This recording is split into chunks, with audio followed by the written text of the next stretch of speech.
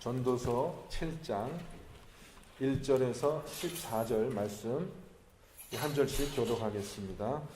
좋은 이름이 좋은 기름보다 낫고 죽는 날이 출생하는 날보다 나으며 조상집에 가는 것이 잔치집에 가는 것보다 나으니 모든 사람의 끝이 이와 같이 됨이라. 산 자는 이것을 그의 마음에 둘지어다. 슬픔이 웃음보다 나음은 얼굴에 근심하는 것이 마음에 유익하기 때문이니라. 지혜자의 마음은 초상집에 있으되 우매한 자의 마음은 혼인집에 있느니라.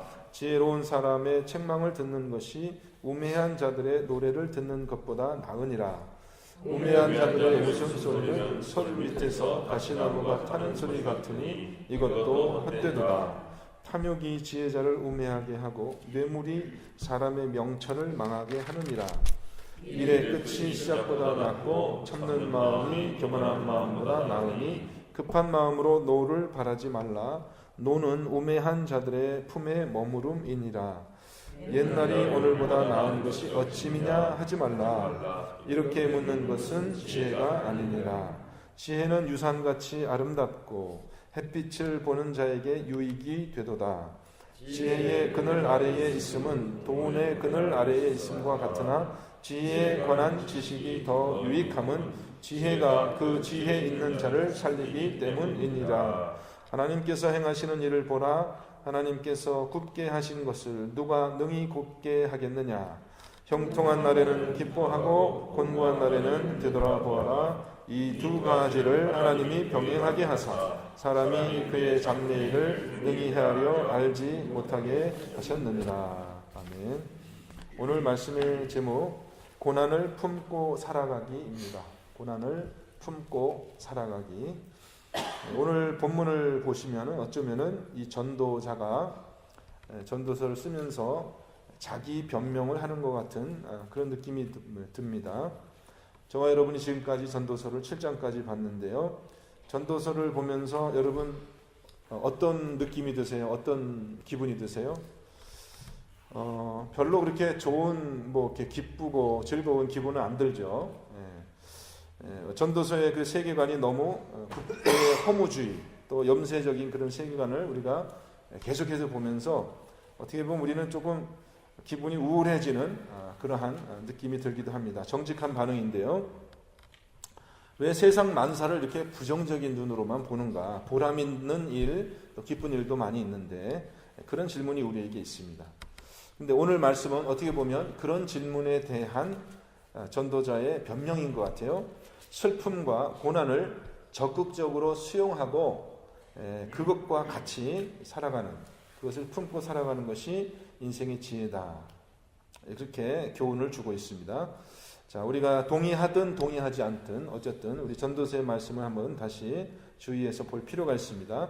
1절과 6절에서 1절부터 6절에서 전도서는 우리 인생에 어쩔 수 없이 경험되는 두 가지 대립되는 상황을 비교하여서 어떤 것이 더 낫겠느냐 이렇게 이제 질문하고 있습니다. 1절을 보면요.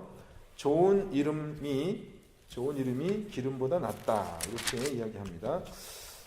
여기서 이제 기름이라는 것을 먼저 살펴보면 우리가 히브리 문학에서 이 기름은 풍요를 상징하는 것입니다. 풍요를 우리가 흔히 구약성경에 듣는 말이 있죠. 젖과 꿀이 흐른다 그런 말이잖아요. 젖과 꿀이 풍요를 상징하듯이 이 기름, 올리브 기름을 얘기하죠. 이 기름과 포도주는 이스라엘의 주요한 생산물이에요. 그러니까는 기름이 많다라는 것은 우리에게 어떤 감각을 주겠습니까? 기름이라는 그 단어는 자연스럽게 우리는 기름 하면은 포근하고 기쁘고 또 만족한 그런 느낌이 드는 것이죠.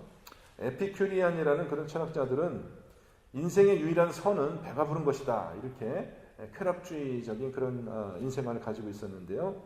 사실 우리가 복잡한 삶을 살아가며 여러 가지 것들을 우리가 감각하고 경험하지만은 사실 우리 인간이 가지고 있는 단순한 그런 행복감은 뭐예요? 마치 그 엄마의 품에 안긴, 엄마의 젖을 문 그런 아이처럼 부족함이 없고 만족함이 없는 그것을 이제 상징하는 건데, 기름이라는 단어가. 이제 그런 감각적인 만족만 있어도 우리는 별 문제 없이 행복하게 삶을 살 수 있다는 거죠. 그런데 성장하면서 우리에게 또 다른 욕구가 생겨나는데 그것은 기름만으로는 이제 부족하다고 우리가 느끼는 거예요.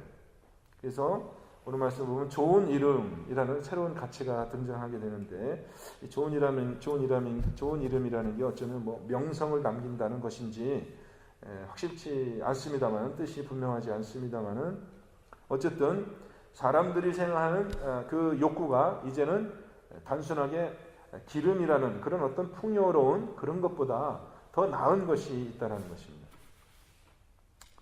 자, 그러면 이 둘을 비교해 보자 말이죠. 기름이라는 것이 있고 좋은 이름이라는 것이 있는데, 여러분 어떤 것이 더 나은 가치입니까? 여러분 같으면은 무엇을 선택하겠습니까? 기름을 선택하겠습니까? 좋은 이름을 선택하겠습니까? 살아갈 때는 우리가 살만 보자면은 기름이 더 나은 것 같아요. 뭐 좋은 이름이 뭐 굳이 필요가 있어요? 살아가는 동안에만 이 삶이라는 것만 우리가 생각한다면 기름이 좋은 것 같아요. 근데 여러분, 모든 사람이 죽는다, 죽음이라는 것을 같이 포함하고 살 때는 생각이 좀 달라질 수 있죠. 내가 잠깐 살다가 죽는데 죽음이라는 것을 우리가 포용하면서 같이 인생을 바라볼 때는, 그래, 어쩌면 기름보다도 이 좋은 이름이란 게 더 나을 수도 있겠구나. 그래서 우리가 흔히 속담에서 하는 말이, 호랑이는 죽어서 가죽을 남기고 사람은 죽어서 이름을 남긴다, 그렇게 얘기를 했잖아요.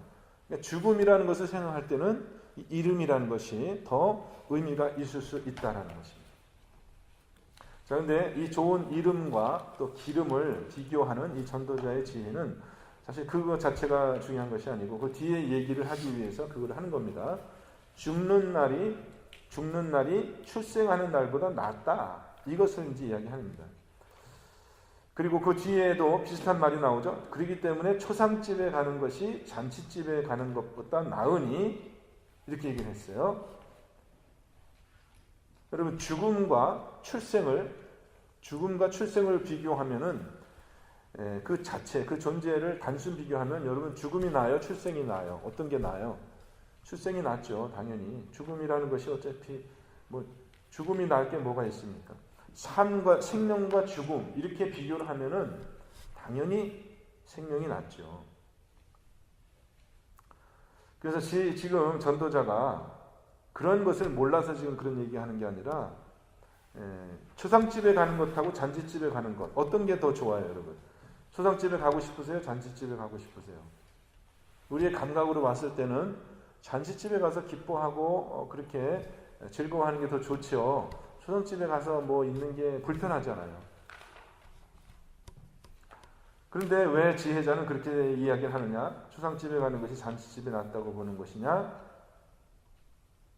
그것은 여러분 2절 중반에 보십시오. 모든 사람의 끝이 이와 같이 됨이라. 모든 사람의 끝이 이와 같이 됨. 어차피 우리가 안 죽는다면요, 죽지 않는 사람들이라면은 굳이 우리가 죽음을 생각할 필요가 없어요. 초상집을 우리가 가야 될 이유가 없어요. 근데 모든 사람이 죽는다라는 거예요. 그러니까 생명이라는 것이 죽음이라는 것보다 더 우월하고 좋은 가치이긴 하죠. 근데 우리가 계속 생명에만 머물 수 있다면 좋은데, 모든 사람이 반드시 언젠가는 죽음을 경험하게 된다라는 거예요. 그렇다면 어차피 만물이 이 죽음에 굴복되어 있는 것이 우리가 살아가는 현상이라면, 우리는 그 죽음조차도 포함하고 수용할 수 있는 그런 새로운 삶의 방식을 우리가 알아가야 되기 때문에, 그렇기 때문에 이 죽음을 염두에 두고 죽음을 포용하고 살아가는 그런 삶이 더 지혜로운 삶이 될 것이라는 거예요. 마치 이 생의 삶만 그것이 전부인 것처럼 그렇게 살아가다 보면 어쩌면 우리는 더 인생의 중요한 것들을 놓칠 수 있기 때문에, 우리가 더 지혜로운 삶의 태도는 이 초상집을 마음에 두고 잔치집만 마음에 두고 살아가는 것이 아니라, 초상집에 마음에 두고 그것이 일의 끝이 그렇다라는 것을 마음에 두고 살아가는 것이 낫다는 결론입니다. 그러면 굳이 이 세상에서 우리가 다투고 욕심부리고 싸울 일이 많이 줄어들 것입니다, 여러분. 그죠? 언젠가는 우리는 초상집에 갈 것이다. 언젠가는 나도 그러한 문명을 맞이할 것이다 라는 것을 우리가 그것을 기억할수록 우리는 이 삶을 더 낭비하지 않고 좋은 태도로 살 수 있다는 것이 지혜예요. 여러분 이제 요 끄떡끄떡 하시네요. 지금까지는 별로 그렇게 전도자의 말이 기분이 안 좋았었는데, 근데 같은 이야기가 되풀이되는 거예요. 1절에서부터 6절까지는 사실 같은 얘기를 되풀이하고 있습니다. 그러면 3절에 보면은 또 슬픔과 웃음을 비교하고 있습니다. 슬픔과 웃음을 단순 비교하면 어떤 것이 좋아요? 당연히 웃음이 좋죠. 슬픔이 좋을 게 뭐가 있습니까? 근데 인생에는 웃음만 있질 않고 인생에는 슬픔이 같이 있어요. 여러분 평생 웃기만 하는 사람은 미친 사람입니다. 슬픔과 웃음은 모든 사람에게 항상 같이 있어요. 왜 그렇게 됐냐? 하나님이 그렇게 만들어 놨어요. 그렇게 만들어 놨어요, 이 세상을. 그래서 우리는 마치 우리가 계속 행복해서 살 수 있는 것처럼 그렇게 인생을 설계하고 꿈꾸고 살아가면 그것은 어리석은 사람이에요. 우리가 인생을 생각하기를, 여러분 2016년 새해를 생각하기를 올해는 좋은 일만 있겠고 행복한 일만 있겠고 그것이 하나님께서 나한테 주시는 복이다. 이렇게 인생을 그런 방향으로 딱 생각하면서 살아가면은 그것은 어리석은 사람이에요. 그렇지 않습니다, 여러분. 오히려 우리 성도의 삶에는 고난이 있고 또 우리가 견뎌내야 할 그러한 도전과 그런 것들이 많이 있는 것, 그것이 오히려 하나님께서 우리의 삶을 만들어 놓은 그러한 하나님의 뜻이라는 거예요. 그래서 성도는 그런 관점으로 인생을 바라봐야죠. 뭐 행복하게 잘 먹고 잘 살아야지, 그것이 하나님이 주시는 복일 것이다 라는 그런 아주 단순한 생각은 그것은 참 좋지 않은 겁니다. 옳지 않은 거예요. 하나님이 그렇게 인생을 만들어 놨지 않았기 때문에 우리는 슬픔도 있지만 기쁨도 있는 그 두 가지를 함께 우리가 우리 삶에 받아들이고 살아가는 그런 지혜가 있어야 된다는 것이에요. 그래서 초상집에서도 배울 게 있는 것이고 혼인집에서도 우리는 인생을 배우고 살아가요. 근데 어리석은 사람들은요, 이 고난을 배척해요. 이것이 없기를 바라지만은 늘 행복하고 즐거운 삶이 있을 것이다, 이런 태도로 살아가면은 그럼 우리가 언젠가는 실망하게 되는 것이고 언젠가는 우리 삶에 잘못된 부분을 우리가 나타나게 된다는 것입니다. 자, 저와 여러분은 이미 참 오랜 세월을 살았기 때문에 삶에 대한 어느 정도의 통찰이 있으신 분이라면 우리가 꿈꾸고 바라던 그런 행복이 사실은 흔하게 나타나는 것이 아니다라는 걸 잘 우리는 보게 되죠. 우리는 만사 형통이라는 말이 있잖아요. 모든 일이 잘 풀리기를 원해요. 근데 사실 우리가 세상을 잘 관찰해 보면은 전도자가 파악한 것처럼 만사 형통이 아니에요. 만사가 어떻게 보면 이렇게 꼬여 있어요. 그래서 하나님이 이 세상을 통치하시는, 경영하시는 그런 방식은 고난과 이 형통을 때에 따라서 같이 주신다는 겁니다. 그래서 14절 말씀이 결론인데 우리가 같이 한번 보겠습니다. 13절, 14절 말씀 다시 한번 우리 같이 한번 읽겠습니다. 하나님께서 행하시는 일을 보라. 하나님께서 굳게 하신 것을 누가 능히 곧게 하겠느냐. 형통한 날에는 기뻐하고 곤고한 날에는 되돌아보아라. 이 두 가지를 하나님이 병행하게 하사 사람이 그의 장래를 능히 헤아려 알지 못하게 하셨느니라. 네. 인간이 바라는 삶은 물론 만사 형통이에요. 우리가 바라는 거는. 근데 우리가 바라는 삶이 아니라 하나님이 우리에게 주시는 삶이 있어요. 그래서 우리는 하나님께서 우리에게 주신 인생 중에서 나 요거는 싫어, 요거는 나 싫어, 요건 하나님 내 인생 아니야 라고 할 수가 없다라는 거예요. 우리가 인생을 선택해서 골라서 살 수가 없는 거예요. 하나님이 우리에게 우리 인생을 통째로 우리에게 주시는 거지, 요거는 네가 선택해서 뭐 살고 싶으면 살고 살기 싫으면 버려라 할 수가 없다라는 거예요. 그래서 로마서 8장 28절의 그 철학을, 그 세계관을 우리가 잘 염두에 둬야 되는데요. 모든 것을 합력하여 선을 이룬다라는 것입니다. 하나님의 궁극적인 삶, 우리가 눈으로 볼 때는 선이 아닌 것 같은 일이 우리 인생에 많이 있어요. 그죠? 고통이 있고요, 고난이 있고, 불의가 있고, 그런 것들이 우리 삶에 경험이 되는데, 하나님의 궁극적인 선은 그 모든 것을 포함한다는 것입니다. 그 지혜를 우리가 배워야 돼요. 그래서 우리는 이런 지혜를 배우기 위해서 하나님이 우리에게 한계를 지어주신 그런 상황 속에서 우리는 때로 하나님께 책망도 듣고 또 지혜로운 사람에게 가르침도 받아야 된다. 근데 사람들은 그런 이야기를 좋아하지 않죠. 오늘 우리가 전도자의 전도서를 읽으면서 별로 기분이 좋지 않은 그런 감각이 생겨날 수도 있어요. 왜냐하면은 부정적인 이야기만 하는 것 같고 별로 그렇게 들어서 기분 좋은 이야기가 아니기 때문에 여러분 전도서를 이렇게 설교하는 저도 힘들지만 여러분도 얼마나 힘들겠어요. 지금 몇 주째 계속 새해 시작하자마자 이 전도서 이 말씀을 듣고 있는 것이 쉽지는 않거든요. 할 일 많고 좋은 이야기도 많은 세상에 하필 왜 이렇게 기분 깔아앉는 이런 이야기를 시간 내서 우리가 들을 필요가 뭐가 있어요? 감동이 있고 힘이 나는 그런 좋은 이야기를 여러분 스마트폰 갖고 다니시 전화기만 탁 열면은 얼마든지 우리에게 힘을 주고 도덕적인 그런 선한 일에 충동을 불러일으키는 그러한 격려가 되어지는 그런 이야기들이 많이 있어요. 그런 이야기도 들으면 좋지 않겠어요? 굳이 전도서의 이야기를 우리가 들어야 될 필요가 뭐가 있어요? 근데 여러분 우리가 이 전도서의 이야기를 듣는 것은 마치 초상집에 가는 거와 마찬가지죠. 그죠? 우리에게 좋은 이야기, 힘이 나는 이야기, 격려가 하는 이야기, 감동이 있는 이야기, 그런 이야기도 많이 있어요. 여러분 이렇게 카톡을 보면 이제 그런 이야기들 많이 보내주시는데, 그건 어쩌면 잔치집에서 듣는 이야기일 수도 있어요. 우리의 기분을 이렇게 살려주는 그런 이야기 있어요.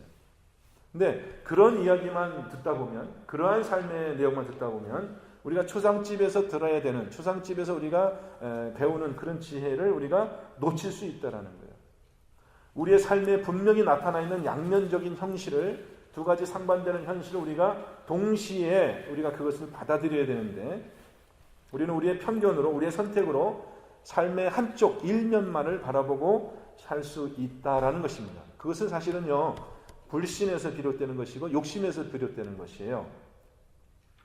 하나님의 궁극적인 선을 믿지 않기 때문에 우리는 우리 삶에 불만이 있어요. 요거는 내가 없으면 좋겠다. 내가 느끼는 감각대로 내가 삶을 다시 내 마음대로 한번 이렇게 꾸며보면 좋겠다라는 생각이 있는 거예요, 우리에게. 내 삶을 내가 한번 살아보고 싶은 그런 욕망이 항상 우리에게 있는 거예요. 근데 하나님이 우리에게 주시는 삶은 그게 아니라는 거예요. 하나님 우리에게 곤고한 날과 형통한 날을 같이 주셔서 삶의 주인이 내가 아니라는 것을, 우리 인생에 한계가 있는 것을 하나님이 느끼게 그렇게 가르쳐 주신다는 겁니다. 그것이 하나님의 궁극적인 선입니다. 그런데 자기가 한번 자기 마음대로 인생의 요 절반은 잘라내서 버리고 요 절반만 가지고 내가 한번 살아보겠다라는 이런 태도가 강한 사람이 있을 수 있어요. 그건 욕심입니다. 그런 태도로 우리가 살아가면 굉장히 위험하게 돼요. 왜냐하면은 이 사람은 자기가 자기의 삶을 자기 마음대로 계획하고 살아가보고자 하는 그 욕심 때문에 다른 사람을 조종하고 압박하고요, 자기의 뜻대로 움직이려고 해요. 힘과 권력을 추구해요. 자기의 유익을 위해서, 자기의 만족을 위해서 그 반쪽짜리 고난을 수용하지 않는 그런 삶을 살아가려면 어떻게 하겠어요? 결국은 자기가 자기 인생을 조종하면서 다른 사람을 압박하는 그러한 삶으로 갈 수밖에 없다라는 것입니다. 결과는 더 행복한 삶을 추구하려 했어요. 더 나은 삶, 자기가 생각할 때 더 좋은 삶을 추구하려 했지만 결과는 어떻게 돼요? 스스로 자기 자신도, 자기의 인생도 참 피곤하게 되고 다른 사람에게도 많은 그런 피해를 끼치는 그러한 더 나쁜 결과를 초래하게 된다는 것입니다. 그래서 우리가 전도자의 지혜를 잘 배울 필요가 있는 것입니다. 고난을 배제해 보겠다는, 고난이 없는 삶을 살아보겠다는, 내 반쪽짜리 인생만 살아보겠다는 그런 꿈을 가지고 살아가다 보면 오히려 많은 사람에게 해를 끼치는 그런 아주 더 안 좋은 결과를 가져올 수 있다.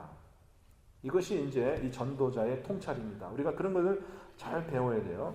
그래서 이제 이 고난을 배제한 자기가 자기 스스로의 삶을 꾸려가겠다는 그러한 꿈을 꾸는 사람에게 이제 그 네 가지 함정이 있어요. 네 가지 함정. 그런 사람들이 빠지기 쉬운 네 가지 함정. 빠지기 쉬운 것이 아니라 필연적으로 그렇게 될 수밖에 없는 이 네 가지 불의함을 이제 7절부터 10절에서 이야기하고 있습니다. 첫 번째는 탐욕이죠. 탐욕. 7절 말씀. 탐욕이 지혜자를 우매하게 하고 뇌물이 사람의 명철을 망하게 합니다. 그러니까 고난과 형통을 아울러 포용하지 않고 형통한 삶만 살겠다, 즐거운 삶만 살겠다라는 태도를 가진 사람은 필연적으로 이 탐욕에 빠지게 됩니다. 그래서 스스로 우매하게 돼요. 스스로 미련하게 돼요. 이 뇌물이라는 것이요, 여기서 사람의 명철을 망친다 그랬는데 뇌물이라는 것이 꼭 돈만 이야기하는 것은 아니죠. 다른 사람의 기분 관계에서 우리가 얼마든지 이 뇌물, 자신의 기분을 좋게 하고 자신의 듣기에 좋은 말을 하고 그런 것들을 따라가는 그런 어리석음이 생겨나기 시작해요. 왜냐하면은 기쁨만을 추구하니까, 자기의 감각적인 행복만을 추구하니까요, 자연스럽게 자기가 탐욕의 길로 가도 그것을 알지 못해요. 여러분, 어린아이들이 엄마 젖을 이렇게 먹다가 자잖아요. 엄마 젖을 빨다가 잔단 말이에요. 그럼 어떻게 됩니까, 여러분? 그렇게 되면은 기분이 좋으니까 애들은 그렇게 하죠. 그렇게 자꾸 이제 그 젖을 빨다가 자는 습관이 들면 어떻게 되냐면은 이빨이 썩게 되는 거예요. 그게 이빨이 썩는 거예요. 좋은 감각을 찾다 보면은 그것처럼 우리는 인생의 행복을 추구하고 우리는 즐거움, 좋은 감각을 더 나은 것을 추구한다고 하지만은 그렇지 않은 측면이 있는 것을 우리가 생각하지 못하고 있으면은 그것이 우리에게 그 감각이 우리를 탐욕으로 빠져가게 하고 어리석음으로 빠져들게 한단 말이에요. 우리가 좋은 것만 쫓아가니까. 또 어떤 또 함정이 있습니까? 두 번째 보면은 교만이라는 또 함정이 있어요. 교만. 8절 말씀인데 일의 끝이 시작보다 낫고 참는 마음이 교만한 마음보다 나으니. 교만이라는 함정. 일의 시작이 있고 끝이 있으면 여러분 어떤 게 더 중요한 겁니까? 시작이 중요한 겁니까? 끝이 중요한 겁니까? 어떠세요? 어떤 게 더 중요해요? 시작이 중요해요? 끝이 중요해요? 둘 다 중요해요? 대답을 못 하시네. 둘 다 중요할 수 있죠. 시작하는 것도 중요하고 끝이 중요하지만은 어쨌든 결과를 놓고 보면은 끝이 중요하잖아요. 그죠? 시작을 어떻게 했든지 간에 끝이 좋으면 좋은 것이다. 그러니까 인생의 전체를 놓고 특별히 끝을 보면서 좋고 나쁜 것을 판단해야 되거든요. 끝이 이렇게 될 것이니까 지금 내가 하는 일이 올바른 일이구나. 이렇게 생각을 해야 되거든요. 그렇죠? 끝을 보면서. 그런데 인생의 전체를 놓고 인생이 지금 허무한 것이고 인생의 끝은 죽음이잖아요. 죽음이라는 것을 포용하지 않고 마치 내가 지금처럼 계속 살 것처럼 그렇게 현재의 삶만 추구하다 보면 어떻게 되는 거예요? 아주 근시안적인 쾌락을 추구하게 되는 것입니다. 아직 결론이 나지 않았거든요. 그걸 기뻐하고 좋아하고 있는 거예요. 아직 결론이 나지 않았는데, 아직 끝이 되지 않았는데 그렇게 된다는 것입니다. 그래서 교만한 마음이 마음을 채워요. 자기가 무엇인가를 이룬 것처럼 생각하기 쉽다라는 거예요. 괜히 교만해지는 거죠. 이루기는 뭘 이루었습니까? 아직 끝이 안 났을 뿐인데. 이룬 게 없어요. 다 허물어질 것들이에요. 그러한 함정에 빠지기 쉽다라는 것입니다. 초상집을 마음에 두지 않고 살아가는 사람이 빠질 수 있는 함정이 세 번째가 있습니다. 세 번째, 급한 마음. 참지 못하고 분을 내고 말을 급하게 해요. 왜냐하면은 끝을 모르기 때문에 그래요. 우리 고난이 우리 삶에 얼마나 유익한지를 배우지 못했어요. 우리 인생을 통째로 바라보는 그런 안목이 있다면요. 지금 조금 아프고, 지금 좀 기분 나쁘고, 그래도 참을만 하거든요. 왜냐하면 어차피 죽을 거니까. 저 사람이 지금 나를 찔러도 찌르는 그 사람도 금방 죽을 거잖아요. 나도 죽을 거고. 그 인생의 끝을 바라보는 사람은 어떻게 생각하겠어요? 그럴 수도 있지. 별일 아니네. 이렇게 판단할 수 있거든요. 안 그래요? 조금만 기다려봐라 그러더라고요. 조금만 기다려봐. 네가 죽든지 아니면 그 사람이 죽든지. 그러면 다 끝난다. 인생의 태도가. 그러니까 좀 참을성이 생기잖아요. 이게 끝을 보면은 우리가 참을성이 있거든요. 그런데 당장 지금 현재만을 사는 사람은 어떻게 돼요? 그냥 분을 내는 거야. 급하게. 어떻게 네가 나한테 이럴 수가 있어? 왜 이럴 수가 없어요? 이럴 수 있지. 어떻게 나가 이럴 수가 있어? 그럴 수가 있지 왜 그럴 수가 없어요. 그게 인생인데. 그러니까 참 우리가 이게 참 지혜가 있는 사람은 상식적인 생각인데 우리가 막상 그런 일이 닥쳤을 때는 그거를 잘 생각하지 못하고 그럴 때가 있어요. 근데 잘 생각해 보면요, 곰곰이 잘 생각해 보면 내가 지금 막 탓하고 있는 그 사람의 그 일을 내가 또 똑같이 행동할 때가 많이 있어요. 사실은 알고 보면 그렇거든요. 그러니까 사실 별반 다르지 않은 겁니다. 우리 인생이요. 지혜자와 우매자의 행동이 다른 것이 아니라 행동은 똑같아요. 근데 그 행동을 바라보는 태도가 다른 거예요. 태도가. 아, 나도 그럴 수가 있지. 이렇게 생각하는 사람은 지혜자고, 너가 어떻게 그럴 수가 있어? 이게 우매한 사람의 말이라는 것입니다, 여러분. 또 이 삶의 양면적인 그런 것을 동시에 이렇게 포함하지 못하면 네 번째 또 어떤 이야기를 하냐면 이런 얘기를 해요. 자꾸 옛날을 추억하면서 옛날이 좋았다고 말해요. 여러분의 감각은 어떻습니까? 옛날이 좋습니까? 지금이 좋습니까, 여러분? 여러분 옛날이 좋으세요? 지금이 좋으세요? 대답 안 하셔도 괜찮습니다. 전도자는 뭐라고 얘기합니까? 옛날이 좋다고 얘기해요? 지금이 좋다고 얘기해요? 전도자는 뭐라고 얘기해요? 똑같다고 얘기하죠. 똑같다고. 옛날이나 지금이나 똑같은 거라고. 옛날이 좋은 게 아니에요. 해 아래서는 새 것이 없어요. 옛날에 했던 일을 지금 우리가 또 하고 있는 거고 우리가 지금 하는 일을 또 장래 세대들이 또 반복해서 하는 겁니다. 뺑뺑 도는 거예요. 옛날이나 지금이나 차이가 똑같은 거예요. 뭘 옛날이 좋습니까? 옛날이 좋은 게 뭐가 있어요? 똑같은 거죠, 다. 그래서 우리가 참 전도자의 말을 우리가 잘 새겨 들어야 되겠습니다. 지혜는요, 사람을 살리는 힘이 있다. 이렇게 얘기를 해요. 처음에 전도자는 지혜를 자기가 추구해 봤더니 지혜가 아무 소용이 없더라. 이렇게 얘기를 했지만 오늘 말씀의 결론적으로는요. 11절 말씀 보면은 지혜는 유산같이 아름답고 햇빛을 보는 자에게 유익이 되도다. 이렇게 얘기를 합니다. 지혜가 그렇게 좋은 것이라고 이야기를 해요. 지혜는 사람을 살리는 힘이 있고요. 지혜가 없으면 자기 스스로를 찌르고 남에게도 큰 피해를 줄 수 있다고 합니다.